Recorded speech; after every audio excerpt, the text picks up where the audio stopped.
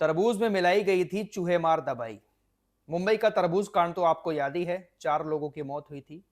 शुरुआत में ये चीजें सामने आई कि तरबूज खाया बिरयानी खाने के बाद, जिसकी वजह से फूड पॉइजनिंग हो गई और इन लोगों की मौत हो गई। लेकिन अब फाइनल फॉरेंसिक रिपोर्ट सामने आ चुकी है और जो चीजें सामने आई हैं उसको देखने के बाद पुलिस भी हैरान रह गई है। पुलिस अब पूरी तरह से इन्वेस्टिगेशन करने में जुट गई है कि आखिर तरबूज में चूहे मार दवाई कहां से आई। क्या है पूरा मामला, आप लोगों को जरूर बताऊंगा, क्योंकि काफी सारे लोग इंतजार में हैं कि आखिर पता तो चले इन लोगों की मौत हुई कैसे है। इस खबर के बाद मैं आप लोगों को बंगाल और तमिलनाडु की तरफ लेकर जाऊंगा, क्योंकि वहां पर सियासी हलचल बहुत ज्यादा तेज है। पश्चिम बंगाल के अंदर ममता बनर्जी अपनी जिद पर अड़ी हुई हैं, तो तमिलनाडु के अंदर भी एक नया मामला देखने को मिल रहा है। वहां पर भी सरकार बनाने में बहुत ज्यादा दिक्कतें आ रही हैं। कहीं राष्ट्रपति शासन वहां पर ना लग जाए और हो सकता है कहीं दोबारा से चुनाव ही ना हो जाए।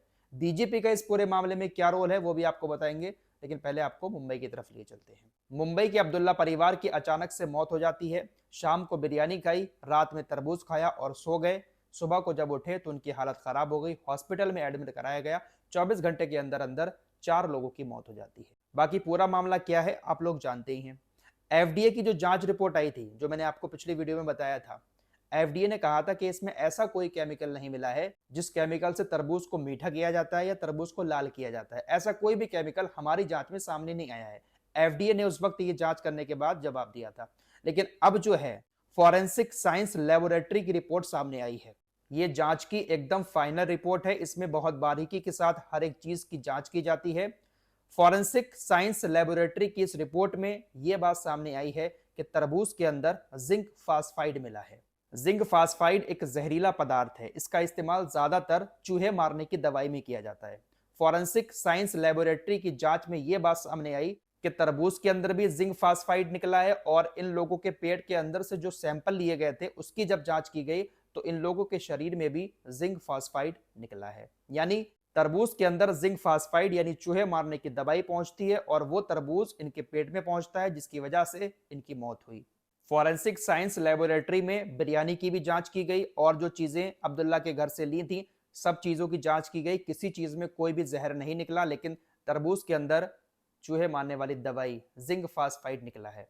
इन 4 लोगों के लीवर, किडनी, स्प्लीन और पेट के अंदर मौजूद सामग्री के जब नमूने लेकर उसकी जांच की गई तो उसमें भी जिंक फास्फाइड मिला है, जिससे यह बात साबित हो जाती है कि तरबूज के अंदर पहले चूहे मार दवाई गई, फिर तरबूज इनके पेट में गया, उससे जहर बना और इनकी मौत हो गई। इस फॉरेंसिक रिपोर्ट के सामने आने के बाद अब पुलिस ने अपनी जांच और तेज कर दी है। पुलिस अब इस बात की इन्वेस्टिगेशन में लग गई है कि आखिर इस तरबूज के अंदर चूहे मार दवाई आई कहां से।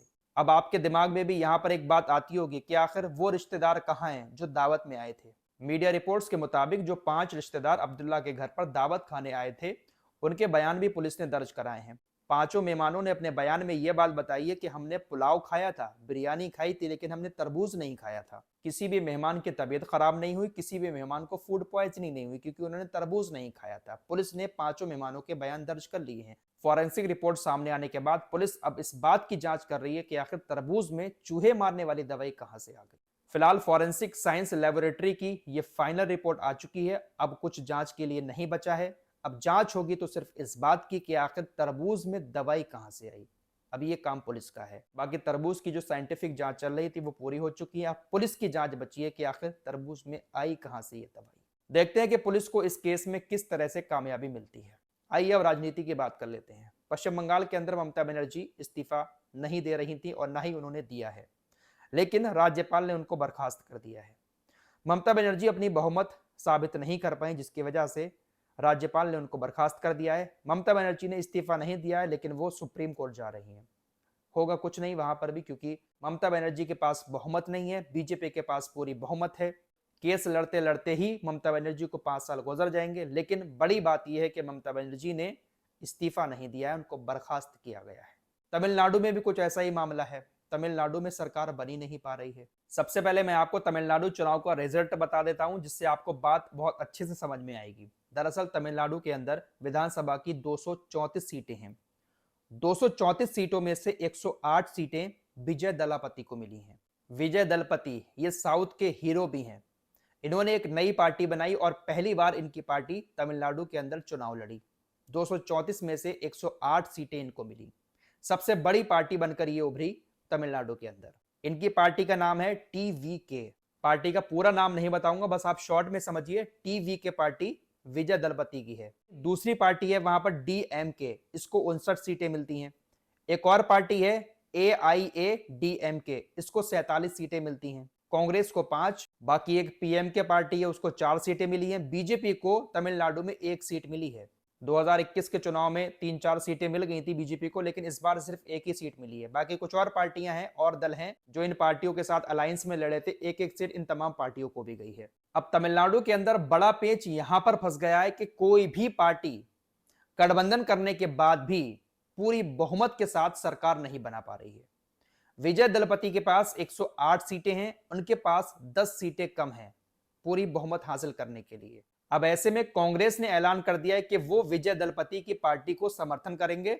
उनके जो 5 विधायक जीते हैं वो इनके साथ जाने को तैयार हैं। विजय दलपति के 108 और कांग्रेस के 5 विधायक 113 के आंकड़े तक पहुंच गए हैं। अभी भी 5 विधायकों की कमी है विजय दलपति के पास पूरी बहुमत हासिल करने के लिए। बस पेच यहीं पर फंसता हुआ नजर आ रहा है। बाकी जो और पार्टियों के विधायक बने हैं उसमें से कोई भी विधायक विजय के साथ नहीं आ रहा है। लेकिन एक बड़ी बात यह भी है कि जो दूसरी पार्टियां हैं वो आपस में गठबंधन भी नहीं कर रही हैं। गठबंधन कर भी लेती हैं फिर भी बहुमत तक नहीं पहुंचेंगी।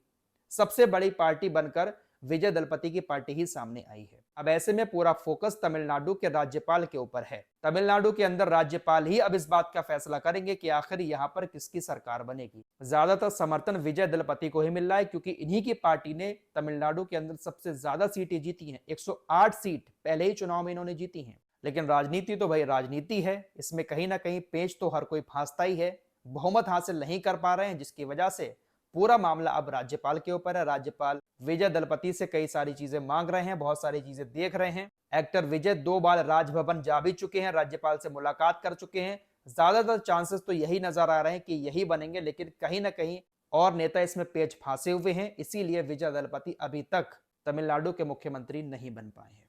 बहुत सारी बातें ऐसी भी चल रही हैं कि हो सकता है कि राज्यपाल पूरे प्रदेश के अंदर राष्ट्रपति शासन लगा दें, क्योंकि बहुमत कोई हासिल नहीं कर पा रहा है। और ऐसा भी हो रहा है कि अगर ज्यादा ही मामला बिगड़ता है तो फिर से भी चुनाव हो सकते हैं। अगर कोई भी पार्टी बहुमत हासिल नहीं कर पा रही है और राज्यपाल भी पूरी तरह से इस बात को लेकर संतुष्ट नहीं है कि हम जिस नेता को मुख्यमंत्री बना रहे हैं क्या वो इस लायक है। राज्यपाल बहुत सारी चीजें देखते हैं, क्या ये इस लायक है कि नेताओं को अपने साथ लेकर चलेगा, क्या ये प्रदेश को लीड कर सकता है। बहुत सारी चीजें राज्यपाल देखते हैं, उसी के बाद मुख्यमंत्री बनने का आदेश देते हैं। फिलहाल तमिलनाडु के अंदर अभी भी पेच फंसा हुआ है, लेकिन विजय दलपति का कहना है कि नहीं, मैं ही सरकार बनाऊंगा क्योंकि सबसे बड़ी पार्टी मेरी ही बनकर सामने आई है तमिलनाडु के अंदर। तो ये है राजनीति, छोटी छोटी चीजों को लेकर बहुत बड़ी बड़ी अड़चने नेता लोग करवा देते हैं। फिलहाल के लिए इतना ही, कुछ और खबरों के साथ फिर हाजिर होऊंगा। अपना ख्याल रखिएगा। अल्लाह हाफिज।